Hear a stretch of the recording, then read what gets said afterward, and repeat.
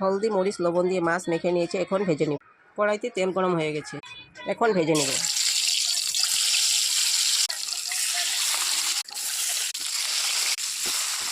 মাছ ভাজি হয়ে গেছে, নামিয়ে নিব। এই তেলে পেঁয়াজ রসুন আদা দিয়ে দিব। পেঁয়াজ ভাজা হয়ে গেছে, টমেটো দিয়ে দিব। লবণ 1 চামচ দিয়ে দেব। জিরা ধনিয়া হলদি মরিচ গুঁড়ো দিয়ে দেব। বিনস আমি বাকল ফালিয়ে বিনস আমি ভালো করে ছুলে ধুয়ে রেখেছি, এখন মাছ দিয়ে বানিয়ে নেব।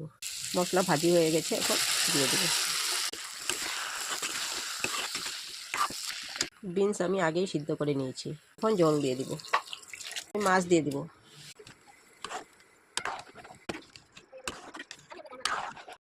ধনিয়া পাতা দিয়ে দেব। বিনস দিয়ে মাছের সবজিটা আমার হয়ে গেছে, নামিয়ে নেব।